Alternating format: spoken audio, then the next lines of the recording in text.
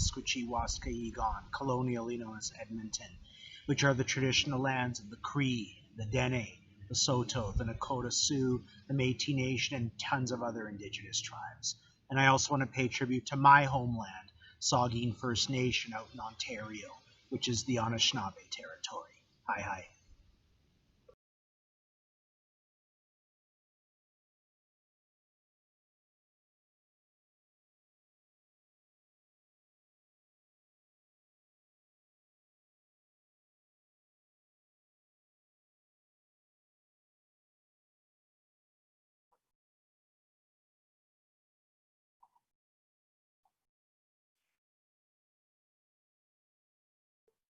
I'd like to speak on that prompt.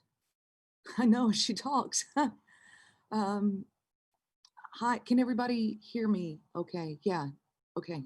Hi, everybody. You all know Carrie. Carrie, you want to pop in here?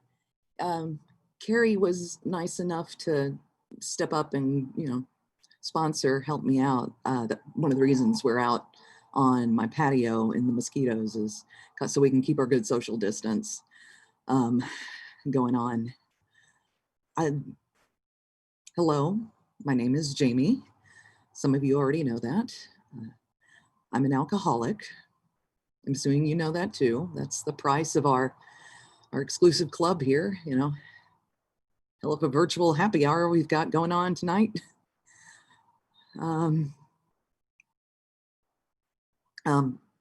A couple things you need to know about me. Number one, smartass is my default setting, so I don't want to sound flippant or disrespectful. It's what I do when I'm scared. Two, I'm scared. I'm scared to be here. I'm scared to not be here. And no, I really want to thank all of you for just letting me sit back and watch and absorb over the past couple of months, especially Brother Karis. I really appreciate it. I want to make a joke about communion wine, but I'm sure you've heard every variation of it already. I've been looking for a group that I felt like I could be really, truthful about what I've been struggling with. And, I don't know if I'm ready to talk, but I can really feel my demons closing back in on me, literally. And I can't keep carrying this by myself. So here I go. Here I go. Here I go. Last week when we were meeting in person, which, by the way, I so appreciate. I really needed to get out, and I have some old injuries in my lungs, so the fact that all of you, kept your distance and wore your masks, I just want to thank you so much for that. Those of you who are there remember that Dale Tucker was talking about the dreams he's been having since he got back from Afghanistan, how he is, having troubles knowing if he is seeing what he's actually seeing, how he's dealing with that brand new stutter he has that ends in his mouth but starts in his brain as it trips over itself, trying to figure out if what is before him is actually before him. I'll be honest, I honestly couldn't quite figure out what the hell he was talking about, but I needed to hear him out. I needed to know. And that's why we didn't join y'all for takeout tacos that night. Sorry to squash any rumors of a scandalous affair, even though I'm a sucker for guys with the stutter. Every story is so suspenseful. Dale laughed at that, by the way, and I don't see him on the call tonight. I wish he was here. He gave me so much encouragement and coffee over the past couple of weeks. I hope he's okay. Okay, my origin story, how I got to hear talk, the anti-hero's journey. Okay, listen, I want all of you to know that, first of all, I admire how brave and honest and blunt all of you have been. And I need you to know that I am being truthful, and I would never disrespect the trust that has been built in this space. In spite of my smart ass mouth, um, I wouldn't break that. And we all have our reasons for drinking. You know, something haunts us all. And I'm not an attention seeker. I think you've picked up on that. I've had enough attention. Um, and, uh, and I know how all this is going to sound, but please just stay with me here. Okay. I didn't really start drinking heavily until I was in my late 20s. My dad was an alcoholic, and I saw what it did. I remember one time when I was a kid, we were all in the backyard at the house, and my mom, who was raised Southern Baptist, by the way, so the only drink she has ever had in her life was a cocktail on their honeymoon. She stepped in a pile of vomit that had been covered up with leaves. And once she pieced together that it was drunk puke, she just laid into my dad, telling him that he was lying last night when he said he wasn't drunk, and that she could smell the alcohol on him, and, you know, just spitting venom. And my dad just took it, just stood there and took it. And she just verbally piled and piled and piled on top of him. And when she finally stopped yelling and stormed back into the house, dramatically hobbling and carrying the puke shoe in her hand, my dad walked over to the ice chest with his little plastic cup. We had just gotten back from fishing, so the ice chest was still in the front of the boat. And he put a couple of ice cubes in that little cup. They were really dense ice cubes. They're kind of wedge shaped. And then he walked around to the back of the boat, and he pulled out a bottle of Southern Comfort that was stashed between the fuel tanks and the outboard motor. Now, I don't think I'm ever going to lose the sound of those ice cubes and that little bit of fluid just clattering against the walls of that cup. 8-year-old me didn't want any part of that. The puke, the yelling, the shame, the Southern Comfort, didn't want it. So I, as I got older, never really did those, you know, sneaking a drink behind the bleachers in high school thing. I even took pride in the fact that I didn't have my first drink until I was of legal age. And then at that point, I would have a drink at a party just to fit in. That was it. I preferred ice cream, a lot of ice cream. But when I was 27, I had an event. I'm not sure what else to call it. I had a crew of friends that I hung out with. We were all about the same age, and we had met working for a pittance at an H&R Block. We called work the Island of Misfit Accountants. And we would all hang out on the weekends and, you know, bond over board games, just being goofs. And then one night we were talking, and we realized that none of us were, you know, rowdy in high school. We were all the good kids. We never did the milestones that you see portrayed in films, like sneaking peach schnapps into the movie theater, or spin the bottle, or, you know, playing hooky from school.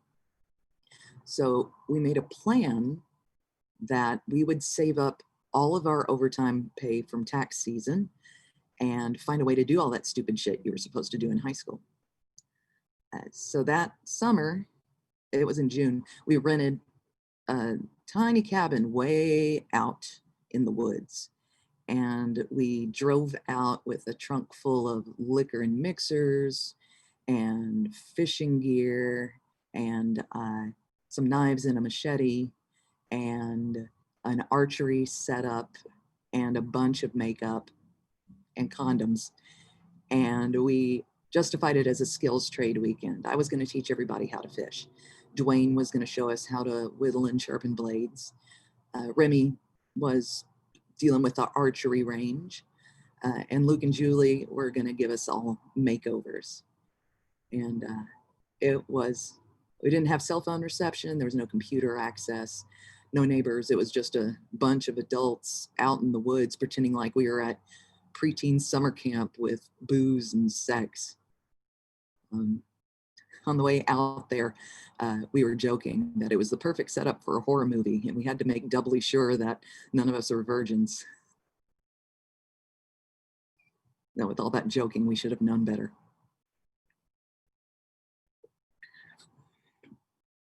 4 days later, I stumbled into a live bait and sandwich shop, half dead and covered in blood. There was a patch of scalp on the very top of my head that was nearly removed by a canine tooth. I had a burn, you can see it, on my forehead where it looked like I had passed out on loose coal from the fire pit. My ribs on my right side were all crushed. Shards of bone were lodged into my lung, my chest filling up with fluid. There were lacerations on my back from claws. My left breast was almost removed by a paw swipe, and my left Achilles tendon was 80% torn from another bite. And I don't remember much of this, except that I was very cold and my right hand was plastered below my nearly absent tit, holding in a bulge of large intestine that was sticking out through a place where a stray claw had torn open a hole in my abdomen. They told me when I stumbled into the bait shop that it looked like I was holding out my left hand like I was, catching myself in a perpetual fall. And I remember the burn. I do remember that. Yeah, that was me. It got some newspaper coverage. Some of you may have read about it. From the looks on your faces, it looked like some of you did. Unprecedented attack, 4 dead. Scientists in the area had never seen mountain lions work as a pair. We were all outside around the fire pit, middle of the day, making a ton of noise, drunk enough to have nearly blacked out, according to the toxicology reports. And I was the one that survived, the one that got away, the brave woman that killed her attackers with nothing but a freshly sharpened machete and fire. The lions were burned to almost nothing. And investigators figured that I was saved by an extreme adrenaline response fueled by the alcohol. I used to say that cocktail saved my life. Reporters called it a real-life horror movie. And that's when I really started drinking. When I got out of the hospital, $42,000, by the way, I will never own a new house or a new car or a house at all because of that fucking hospital bill. My parents took me back in. We put all my stuff in storage and they made a space for me in the back room where my mom keeps all the magazines she's bought since 1971. And it was over 2 years before I could move out again. It was really hard on my dad, you know, a lot of stress. You can guess how he dealt with that. Every day, my mom reminded me of how hard it was on her to live through this, how she was sick with worry and could barely do anything, and how if I had not gone out into the woods that day, that none of this would have happened, and it was all my fault. And you can guess how I dealt with that. My dad and I would sneak out to his tool shed where he kept a little refrigerator full of ice. And we were basically hiding from my mom, but we called it Southern comforting. I am always in such pain from my injuries. I also called it taking my medicine. After the event, when I was coherent, cops started visiting me on a regular basis, to the point that we even became caring friends. I even dated one of them for a while before they could lose the veil of secrecy. I want to go back and talk about something that Dale was talking about. When we went to the, not for tacos, but we went to the other Mexican restaurant that night, sitting on the patio having drinks, just soda water, I swear. Dale, and I don't think he'll mind me telling you this, Dale started talking about veils. Like, you know, wedding dress, magic genie, Salome's Dance of the Seven, those kind of veils. And what he was saying, and I'm paraphrasing here, is that veils are useless for hiding a thing, concealing a thing. We can still see that it's there. What they are like is more like fishing nets. They keep things ever so contained and separated. And we all have our veils. Like in society, it's almost an expected dress code, usually figuratively, to wear them.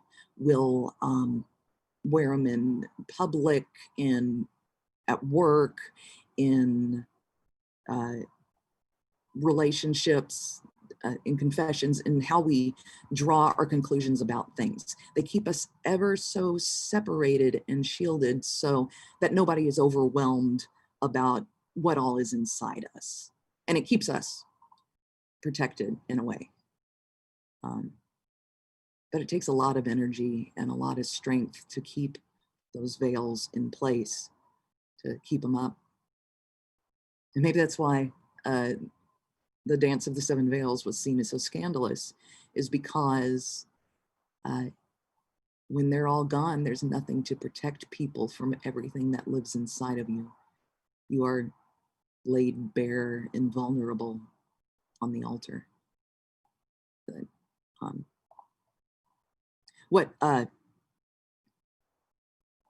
what he was talking about was that what is difficult is understanding which side of the veil a thing is on. So, okay, for example, you go to a Renaissance festival and some lusty, swollen, yeasty guy goes tottering up to the belly dancing stage and just reaches out and swipes the leg of one of the belly dancers mid-step. Now she's wearing this chiffon, you know, covering her legs. So he didn't technically make contact with her leg, but his lust was felt. She could feel his heat. She could feel his touch on her leg. So what protects her and what does not? What has touched her and what has not? That night when she goes home and showers and can't wash off the feeling of that man's touch, she's changed, but did the change come from outside of the veil or inside of the veil?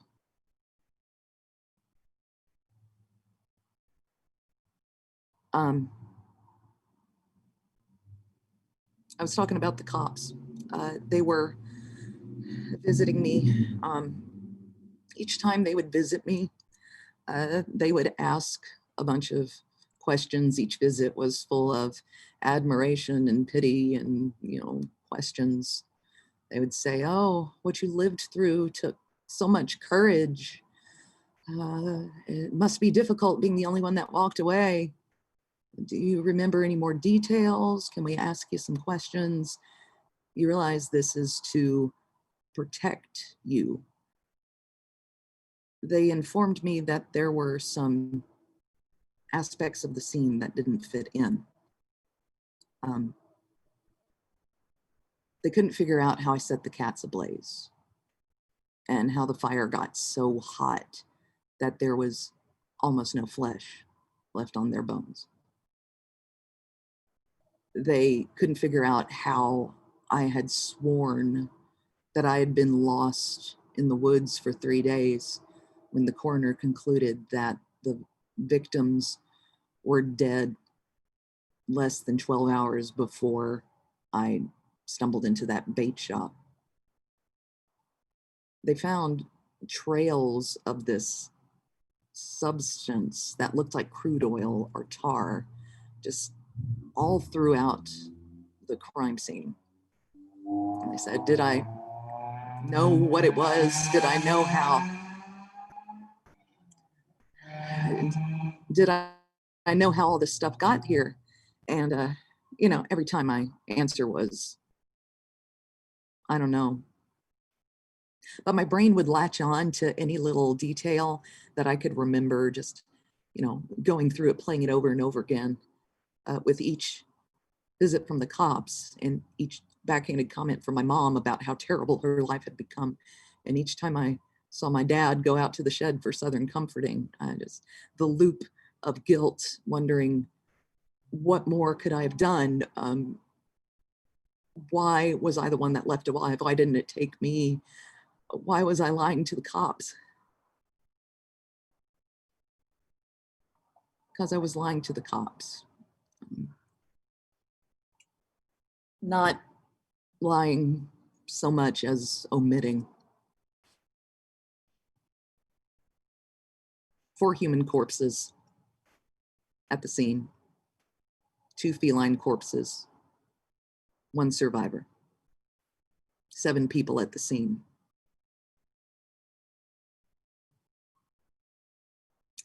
There was an 8th being. The only thing I absolutely remember about the event is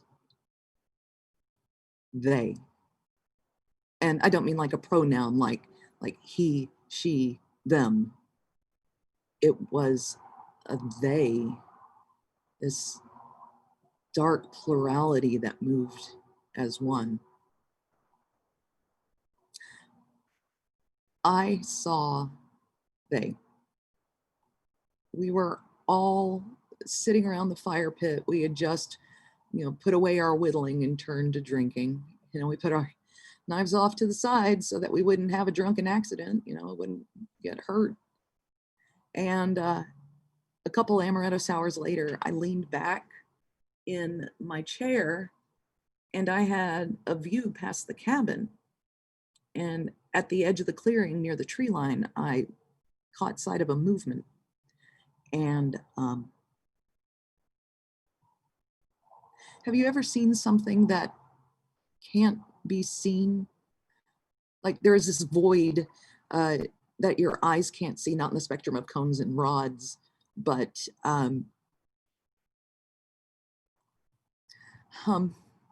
you can deeper in know and track the shape of it. I looked, and this shape, I saw it startle, like it was surprised that I was seeing and perceiving it. And then they stepped out of the trees, and it stood still and gazed at me. And I saw it. I felt they smile. And it wasn't an unkind smile, it was genuine. But I've seen people look upon a pet or a child that they don't despise but have absolutely no affection for. It was like that. And they started walking towards me, and they's approach absorbed all of my attention, held it, kept it. And I couldn't see anything except very peripheral world. And I had a vague awareness of me standing up very slowly, and, my chair falling over and my friend saying, "Are you okay? What's wrong? What are you looking at?" But none of that was they. They trailed closer to me until they was all that I could see. And they was like cornstarch and water. If you've ever mixed those together, you end up with something that's not a solid or a liquid. It breaks and it flows and it drips and it reforms. They was like that, except they's constitution was absence. At some point, the lions showed up. I had a vague awareness of screams, both from the big cats and from my friends. I could almost smell blood and shit, but they held all of my senses. And I knew, like I knew they's non-existent face, I knew that they held thrall over the cats, could call them off, could cease the gore, but they did not. And at some point, it grew silent beyond the nothing before me. It grew still, and they walked, oozed around me and behind me and eased up against me like only the most intimate of encounters do. And my eyes were looking forward again and seeing the world. And the lions were stuck still right in front of me, and I gasped because they were so beautiful. They were chiseled and muscular and taut with potential energy. And the gold of their coats and the blood of their carnage blended together perfectly to where they had a sheen of rose gold. And as I looked at them, they looked straight through me, eyes locked on they, awaiting permission to turn kinetic.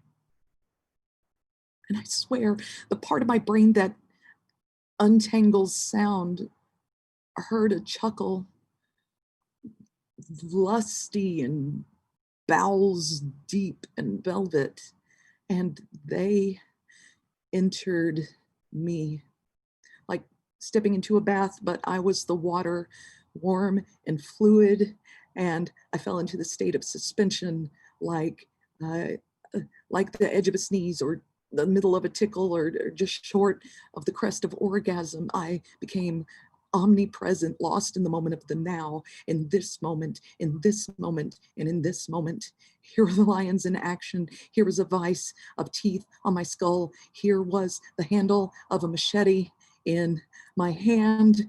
Here was a crack deep inside. Here was the taste of copper in my mouth. Here was heat. Here was air in a space that had been closed before. Here was they once again in front of my face. Here was the return of awareness of pain in my body. Here was the return of perception of past and present.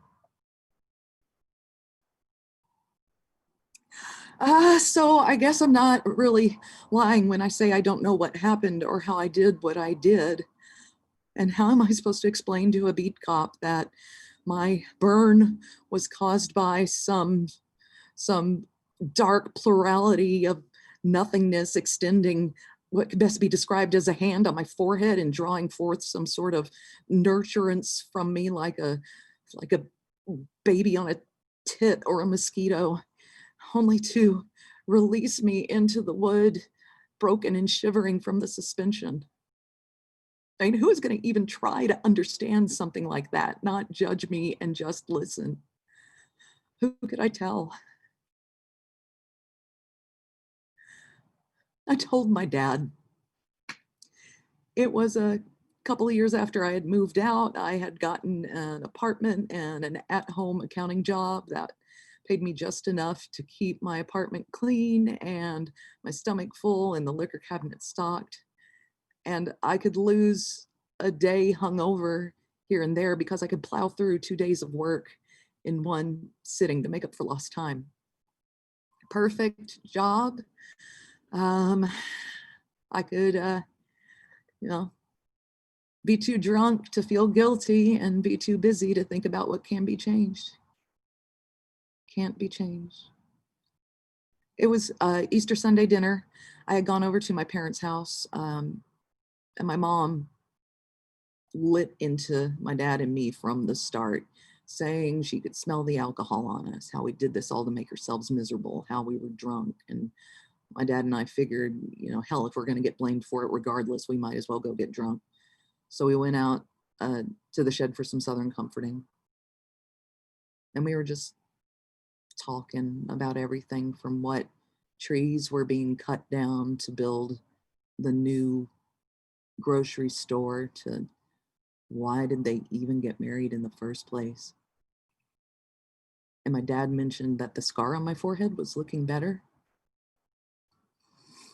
And it just all fell out of me. The rose gold lions, the suspension, the guilt that if I had never seen they, maybe none of this would have happened. And he listened and he cried quietly.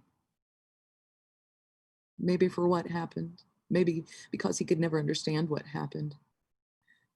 Maybe just for what we had all become. And we hugged, something we never did. And I just closed my eyes and absorbed his love.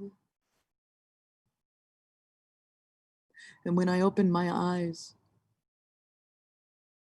over his shoulder, a darkness was smiling at me, and my forehead scar filled with white fire. And I pushed away from my dad and I staggered out of the building and I threw up and I covered it with leaves and I passed out in a plastic chair by the pecan tree. My mom found us 2 hours later, me half awake and covered in leafy puke, and my dad unresponsive. The doctor said the alcohol had caught up with him, that his heart just stopped. I knew that wasn't all of it. It was something I said. I brought it. I brought they.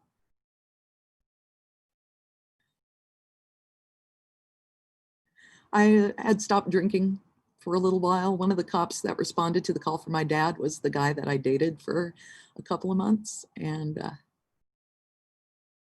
we moved in together, made each other happy. He helped me get sober. I helped him get a teaching certificate so he could quit the force and teach high school. We went camping for our 5th anniversary. He set up the tent and I went to catch some fish. He started the cooking fire. I returned with my catch. Caught a sight of movement behind the tent. I felt like somebody's pet or child that was regarded with no affection, my head filled with fire, and I closed my eyes and I started screaming, "Craig, we have to leave now." And we left everything, climbed into the truck, and drove home. Craig asked me what happened. I didn't tell him. I told him nothing. I didn't talk to him for 3 days. He came home from classes to find me passed out in the garage next to a bottle of antifreeze I had been drinking.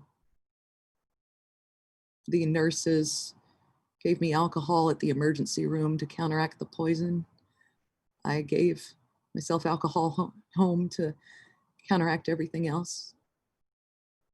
I said, "Craig, you have to leave now." And he left everything, climbed into his truck, and drove away.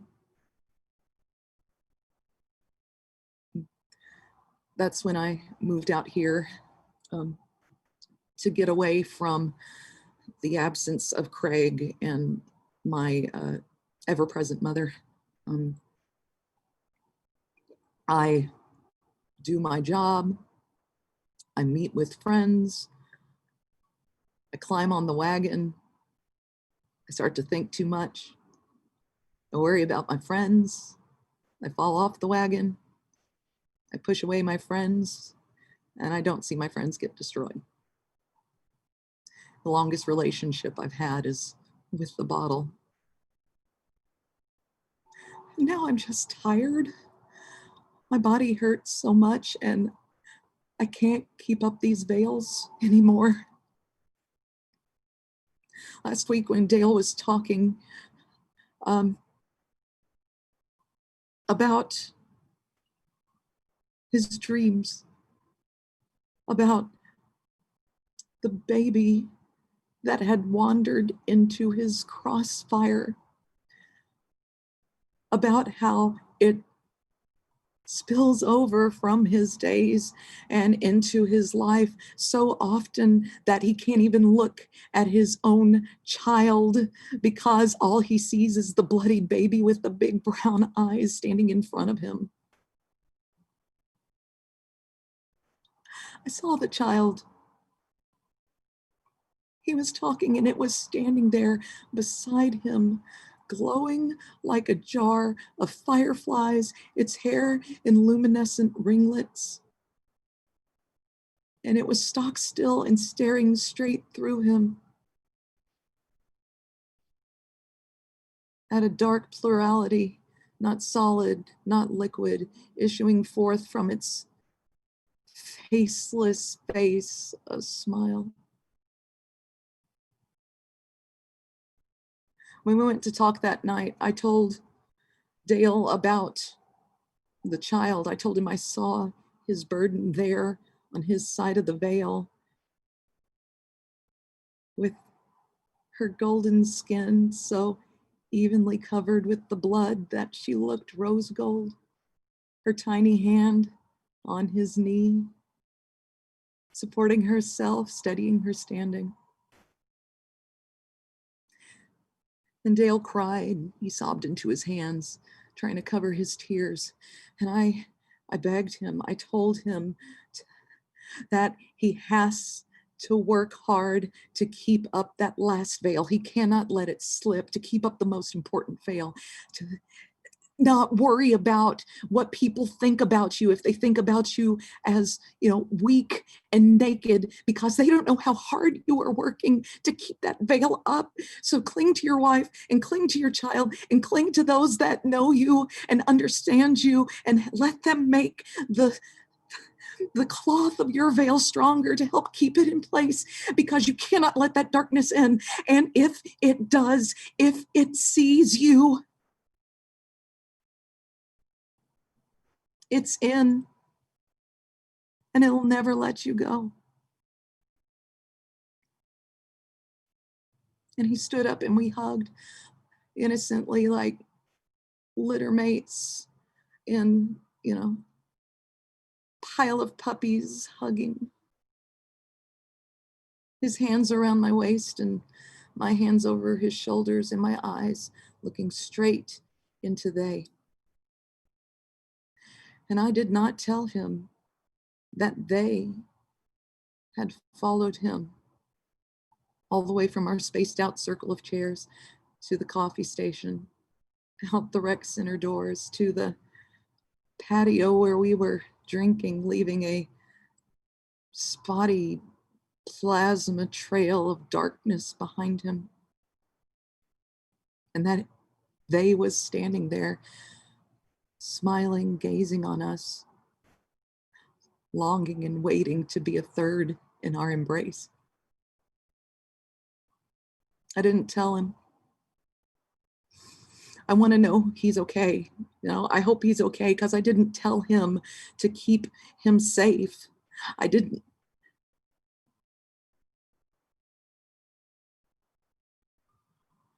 Oh God.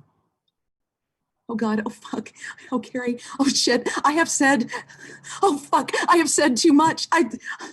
Oh my God, I have drug all of you into this, and I didn't mean to. I'm just so fucking tired. We're all tired. And my name is Jamie, and I am an alcoholic. And I am cursed with darkness, and I didn't want to bring you into this, but I am so tired, and I can't keep doing this by myself. Please, for the love of God, help me, help me.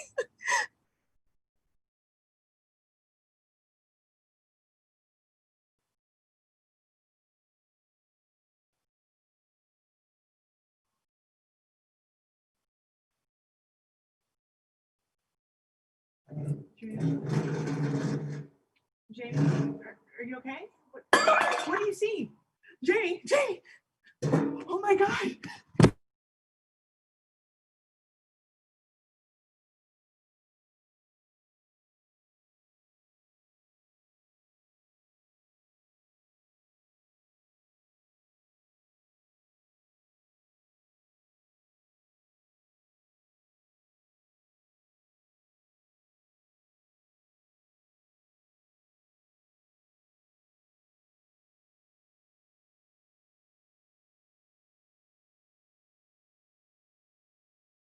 Welcome back to Fringe Live Stream. Thank you so much for a fantastic show, Donna.